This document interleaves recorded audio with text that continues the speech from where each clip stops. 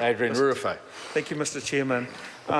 Speaking to the Shop Trading Hours Amendment Bill, I want to talk about the exemption clause, and I also want to talk about the clauses that give authority and responsibility to local authorities within this bill. But I want to do it in the context of a discussion that I remember probably almost 30 years ago, when Sunday trading hours were being changed, and we had a hui in Ratanapa, and the Honourable Whetū Tirikatene Sullivan came to that hui, and I remember quite distinctly that discussion and the impact that it would have on our families.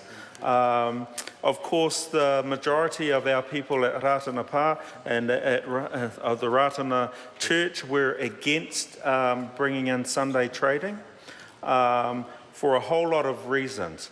One of the things out of that discussion, sir,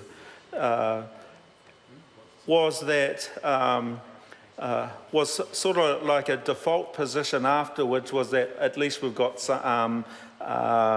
Easter Sunday, that there will be no trading on. I think one of the points that I want to make around that is that over time, our perspective around Sunday trading has altered. That's no doubt about that, and we've heard from members of this House talk about that this is a religious festival, but it's one also that families celebrate as a day that whānau can spend together.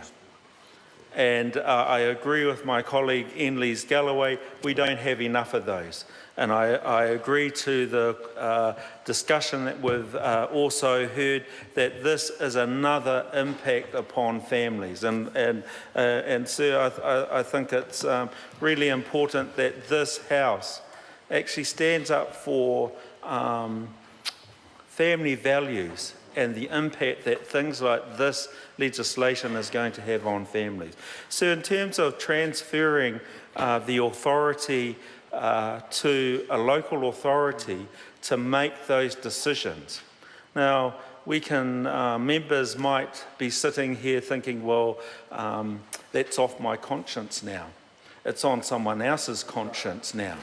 Well, I don't believe that that is correct. I believe that one cannot transfer one's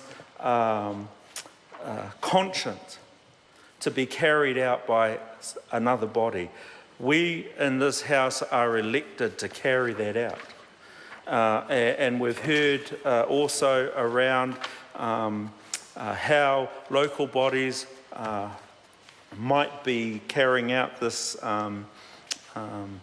this decision making. So I don't see anywhere, and I could be wrong, but I don't see anywhere in this legislation where it compels those local authorities to take note of the historical decisions that have been made and the reasons why they were made, and apply them to the decisions that they will make around creating new bylaws, which creates, as we've also heard, a number of challenges.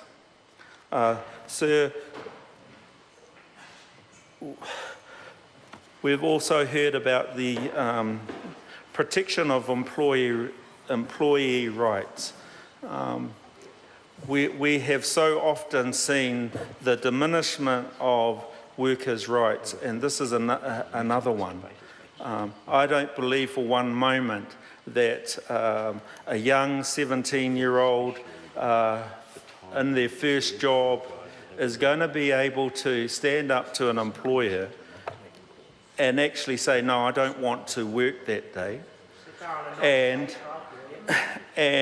to come out at the end of it with still having the number of hours in that job, still having their job.